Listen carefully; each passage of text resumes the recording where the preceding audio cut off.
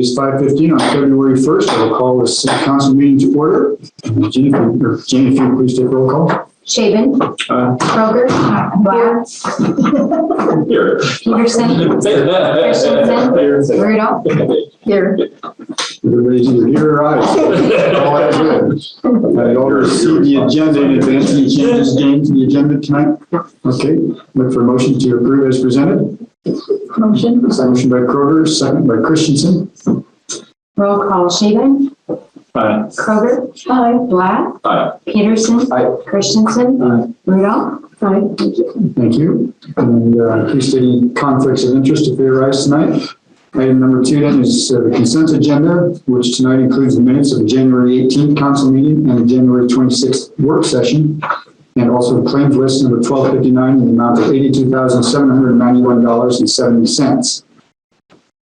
Does anybody have any questions on consent agenda items? I don't hear any, so I'll look for a motion to approve.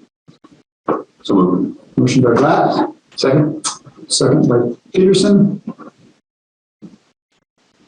Roll call. Shaven. Aye. Kroger. Aye. Black. Aye. Peterson. Aye. Christensen. Aye. Rudolph. Aye. Motion carries. Moving on into 3A.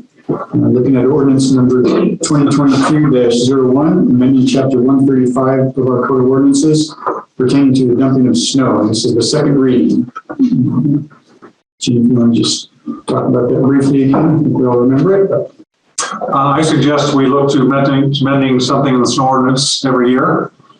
I'm being facetious, but if the result is that we, I guess good and bad, we've not had as much precipitation, but it certainly is, I know from those that plow snow, and it's certainly been a different look and experience this year. That being said, this adjustment, as I shared last time, based upon previous looking at this and some feedback, it just simply needed cleaned up. It was confusing, and it simply takes away allowing people to throw snow back into the street after a fog goes by. That's the essence of it. Again, it's not very common. The few instances it's happened, it's been a point of contention, is let's just clean it up so it's real clear. And that's what this accomplishes. So if a snowplow goes by, you're not permitted to throw snow from your driveway back into the street. has anyone had any public comment regarding this? We've had none. Unless it's Okay. With that, then, if there's no questions, I would look for a motion to approve the second reading of ordinance 2022-01. So moved. Motion by Shaven, Second. second by Rudolph. Roll call. Shaven. Aye. Kroger. Aye. Black. Aye. Peterson. Aye. Christensen. Aye. Rudolph. Aye. If anyone would like to make a motion to dispense with the third and final reading, I'll take that now, or if you'd rather give a third reading at the next council meeting, you can do that. Motion. Motion by Christensen, Second. second by Rudolph. Roll call. Shaven. Aye. Kroger. Aye. Black. Aye. Peterson. Aye. Christensen. Aye. Rudolph. Aye. The ordinance has been adopted. Thank you. Item 3B then is ordinance 2022-02, amending chapter 55.12 of the city code pertaining to impounding and disposition of animals. And this is also the second reading of this ordinance change suggestion. Gene? Quick highlight, as alluded to in the last meeting, this resulted from budget discussions and budget planning. And within this section of the ordinance is only item 6 that's being updated, and that is simply the charge, going from $5 adoption fee to $75 adoption fee. And that's well within reason and line from other agencies. In fact, even still lower than those, but again, we don't have a tremendous amount of activity through our pound, but adopting animals back out, there's certainly costs associated with that, and it helps ensure it's getting to home and also care for it. Again, any public comment to any council members of City Hall? None in my office, no. Okay. Mike, I just have a question on number 3. It says impounding unlicensed dogs. Should it read impounded unlicensed dogs? I mean, it's just a minor thing, but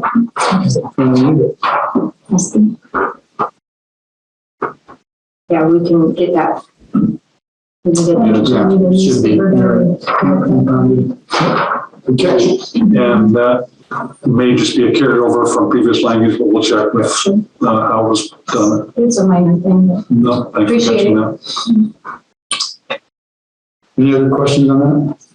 Yeah, look for a motion to approve the second reading of ordinance 2022-02. Motion by Peterson, second, second by Kroger. Roll call Shaven. Aye. Kroger. Aye. Black. Aye. Peterson. Aye. Christensen. Aye. Rudolph. Aye. Motion carries. And again, with no public comment or objections, I would look for a motion, if anybody is so inclined to dispense with the third reading and adopt final approval. Motion. Motion by Peterson. Second. Second by Shaven. Roll call Shaven. Aye. Kroger. Aye. Black. Aye. Peterson. Aye. Christensen. Aye. Rudolph. Aye. Thank you. The ordinance is adopted. Thank you. Item 3C, then somewhat related, is ordinance 2022-03, amending chapter 55.03 of the code pertaining to the abandonment of animals on this one. Let you talk about that change. Once again, the change there, being on the fee side of it, and is presently $5, and move that to $25 as a recommendation. Also compared to Council Bluffs as another area, and Carroll, definitely within reason with those fees. That's not out of line. And then additional clarification with this is that our pound has not taken cats. This has previous reference to cats, and that has been moved as well. But that's the two adjustments to this. And I've received no feedback, at least to me directly or my office. Council feedback? Okay. I would look for a motion to approve the second reading of ordinance 2022-03. Motion. Motion by Rudolph. Second by Christensen. Roll call Shaven. Aye. Kroger. Aye. Black. Aye. Peterson. Aye. Christensen. Rudolph. Aye. And once again, with no public comment, if anybody would like to make a motion to dispense with the third and final reading and move for final adoption, I would take that. Motion by Kroger, second, and second by Peterson. Roll call Shaven. Aye. Kroger. Aye. Black.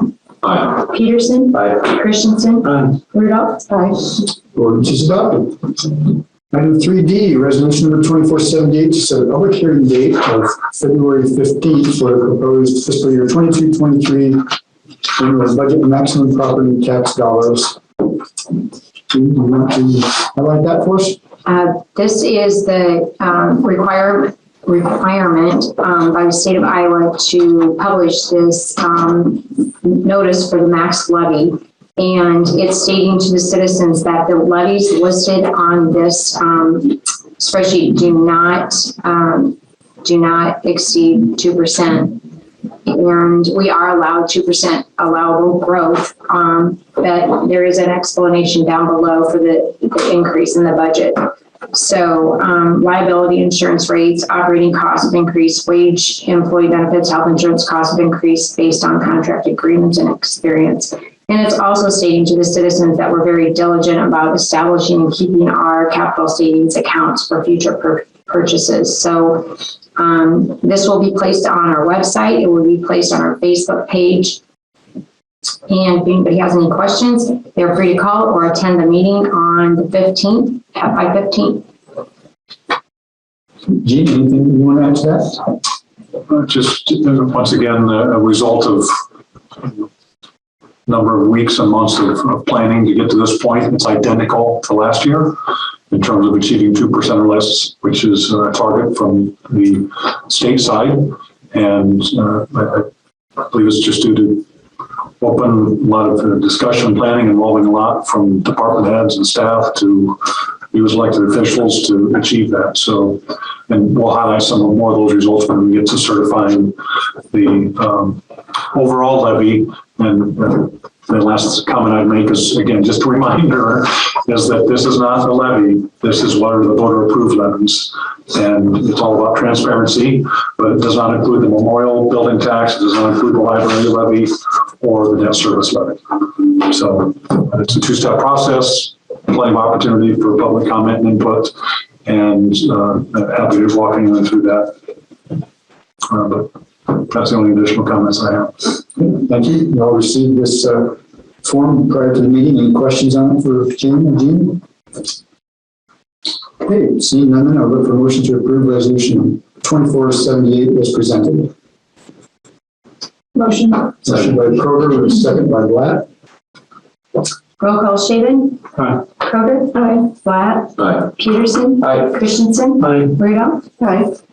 Motion carries. Thank you, Jean and Jim, for getting us to that point.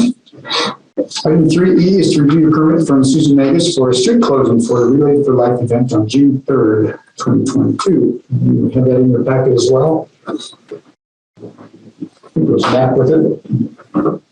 And I don't think we got the map uploaded. I apologize for that. But essentially keeps the turning radius, or the turn, you can, as it's been before, when it's been uptown, you can actually take right-hand turns as you come into the square, but that'll be barricaded off.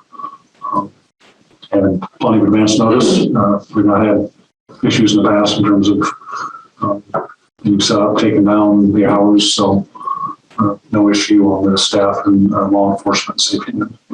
Events like that keep the square kind of an inviting place to be, you know, it blocks off the front entrances and businesses for a short time. It's still nice to get people uptown and see what's there. So.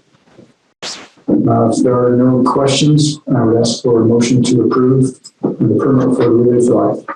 Motion. Motion by Rudolph. Second. Second by Peterson. Roll call, Shaven. Aye. Kroger. Aye. Blatt. Aye. Peterson. Aye. Christensen. Aye. Rudolph. Aye. Motion carries. Item 3F then is to review the professional services agreement with Snyder and Associates for the 2022 City Hall parking lot improvements. As has been discussed, Jean, would you like to give us another brief You bet. overlay? Briefing overlay replacement.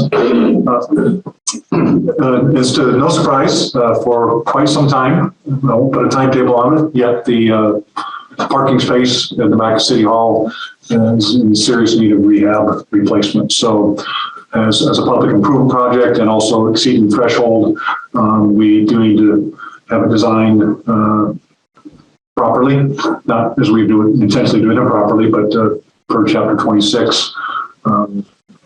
That's why we're doing it this way. This firm, Snyder, has helped us with some other projects, most recently on the Garfield pavement replacement we have there. And this allows us to get started. We had put money away a year ago from savings. We have for this year as well. And our intent is to, with your approval here, get it designed. They'll have to help with bid and then any construction oversight as well. But to allow that to get done now, so we could get competitive bids yet before the spring gets away too quick. And we may find that we may see similar bidders as we're having with our street work. So that would be an advantage there. Any questions? And again, long overdue, and we've done some savings and planning towards it. So that's when we're taking action with it, or recommending action with it. Okay, I look for a motion to approve the service agreement with Snyder and Associates. Motion by Peterson. Second. Second by Rudolph. Roll call, Shaven. Aye. Kroger. Aye. Blatt. Aye. Peterson. Aye. Christensen. Aye. Rudolph. Aye. Motion carries. Mayor, I apologize. I should have, it was all in your packets, but just for those who may be online or present, that amount's not to exceed the $16,850. Did some negotiation with that, but and on the construction services, that's not to exceed that amount. That's a variable amount. The other two are lump sum. So I do see that, but wanted to at least speak to that. So. Okay, now there's city administrator's report. Handful of things. Wanted to provide an update. Julie in the office, Julie Erickson, had shared this at the last meeting and put it out on social media. This is the by the numbers. Has captured some interest. And specifically, she had over 1,400 views, or people have, I guess, seen this through online presence, and over 220 folks have either engaged with it, liked it, or forwarded or shared it. So, again, we're looking at the year's accomplishments and by the numbers where efforts and dollars and energies go. I think we'll look to do this in the future as well. In an upcoming meeting, we'll continue with the ordinance updates.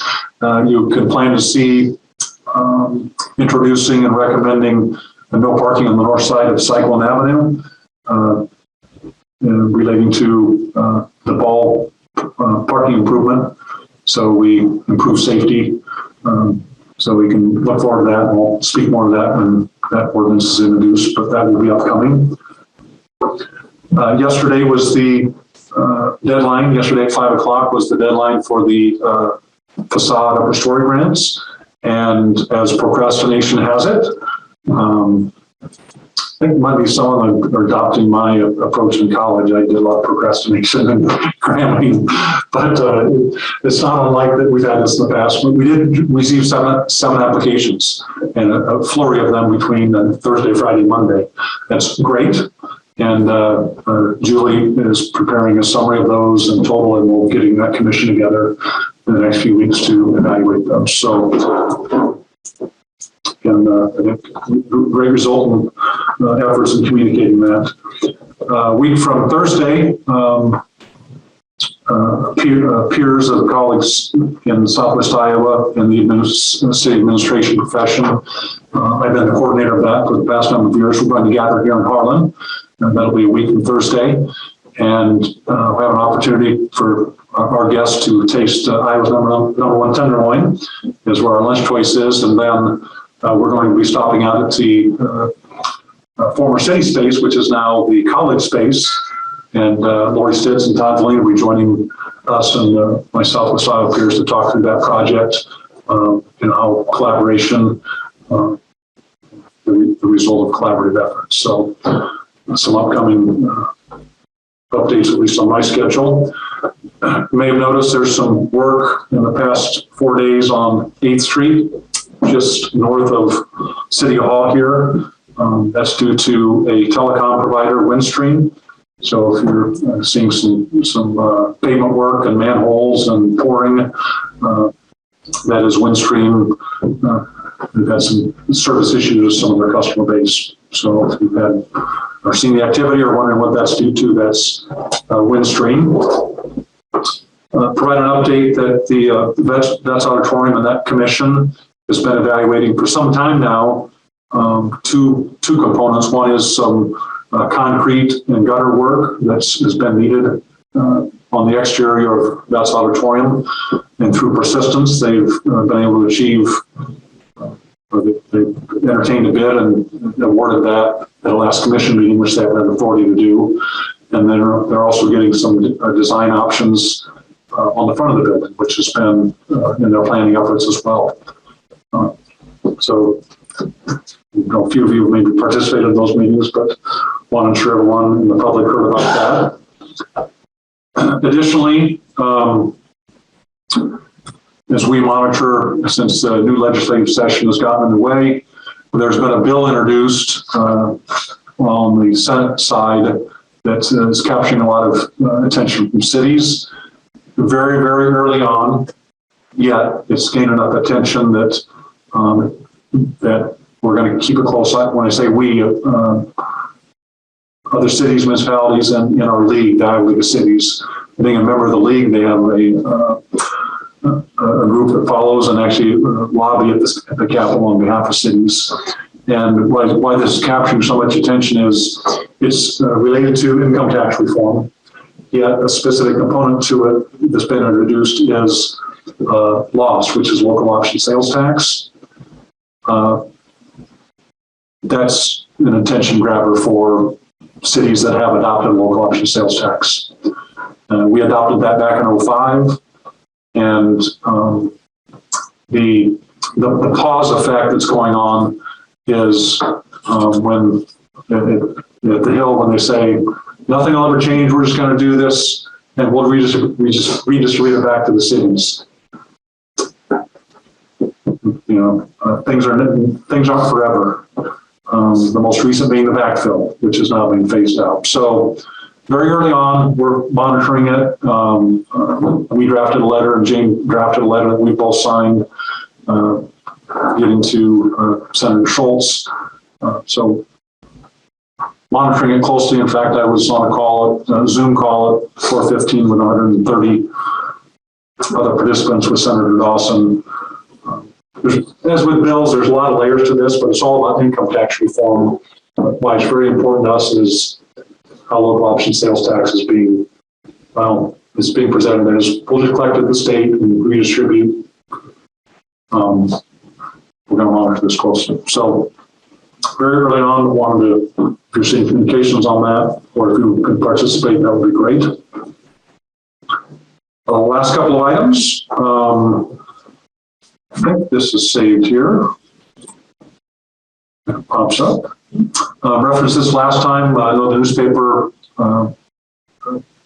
mentioned this as well. We're one of the top 8, and this was we were the most recent one profile on the Wellmark site for our application due to the great work of the Shelby County Wellness Alliance. And that online presentation or award will be done on February 17th. And the last 2 items, and I forgot to, so bear with me just a moment.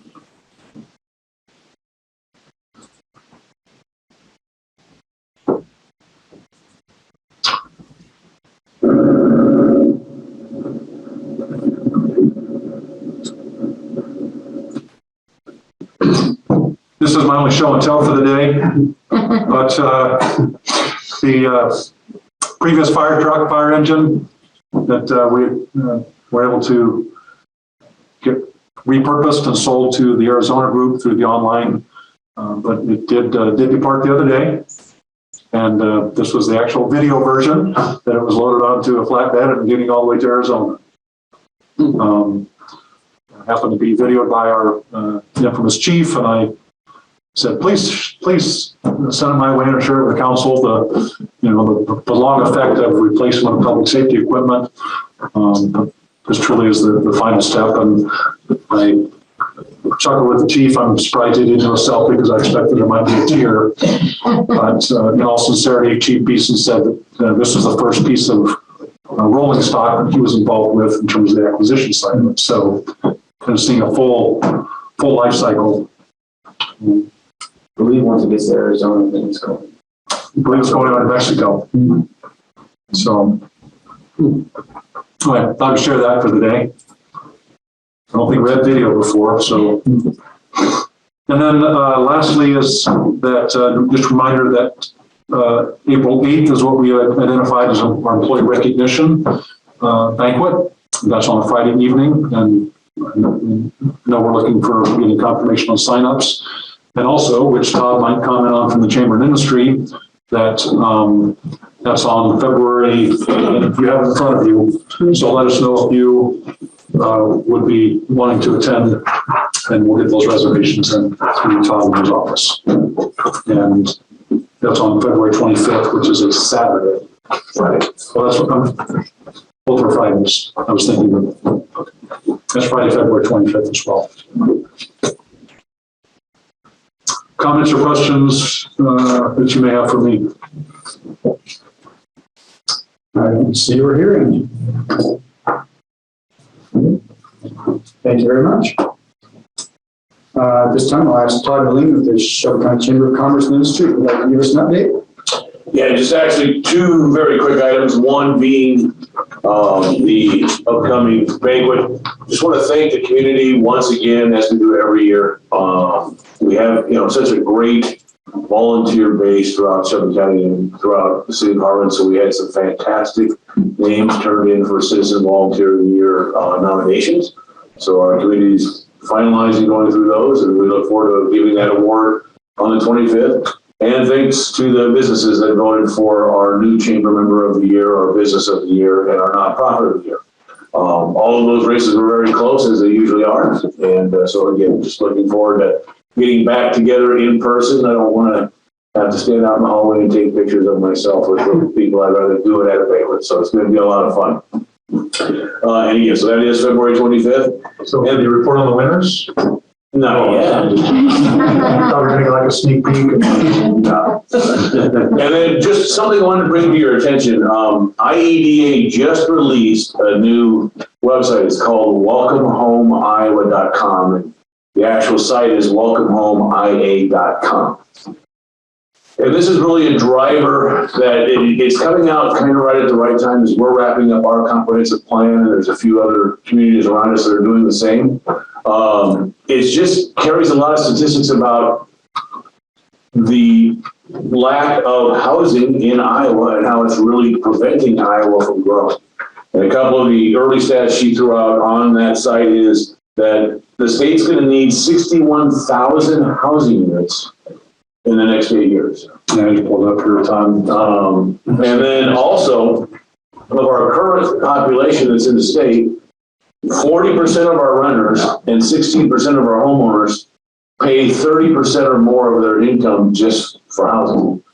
But you think about that, you think about we've got people who are trying to live off of only 70% of what they make because they're just trying to stay warm and have a place to bed down. So, like I said, coming out of our comprehensive plan, it just was good timing because we know we've got a housing need, housing shortage here. And I'm hoping this is kind of a prelude to maybe the state providing us with some additional programs and we can do some additional work along these lines. But if you get a chance, go ahead and check it out. And they do ask that you put in your city and your county when you check it out so that they can start tracking, how the information is getting spread. But so it just recently came out. It might be something to take a quick look at. That's all we have from the chamber tonight. Thank you, Todd. Any questions? All right, we'll see you on the 25th, All right. if not before. Thank you. Is Ken Weber with us online tonight, Gene? He is not. Okay. I believe he made it. Yeah, he's out. Okay. This time, is there anyone in the audience who would like to speak? Am I on the agenda for the liquor thing? I can realize we have to start for the approval of the, time flies a month or so ago. Maybe I'm not on the agenda. It's not on tonight's agenda. Okay. Thank you for coming, Phil. You can hang out. And we have time, so I guess, can I fill you in, Mike, and you just tell me what to do, sort of thing? Yeah. So, applying for a liquor permit, obviously we open on the insurance, or we have a church group that does fish fries in the fall on Fridays. Church approved that we serve beer at them, so obviously we applied for a permit via the ABD, which was just stand today, and then it requires local approval sort of thing, which is you guys. And all that's in place. It's effective March 1st, so I come back to the 15th, and The 15th, the next right. meeting, and everything will be fine. So just going in. So if you had a proactive question, I could answer it now. Otherwise, I can do the formal thing on the 15th and go through it. Yeah, we'll have it in our packet prior to that meeting. So Yeah, it's six Fridays for 2 hours and 1 3-hour event for church from 5 to 7 and 5 to 9. So nothing, crazy. It's 7 Fridays for 2-3 hours. Appreciate the heads up on that. Sorry we weren't on the agenda. That's okay. We'll get you on the 15th. Thank you. No worries. Okay, at this time, I'd like to entertain a motion. We have had a request for a closed session by the Finance Director and Clerk to go in closed session to perform our annual performance review. Look for a motion to enter closed session at this time. Motion by Kroger. Second. Second by Rudolph.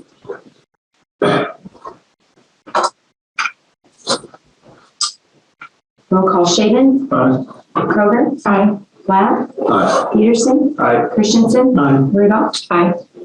Okay, so at 5:43, we're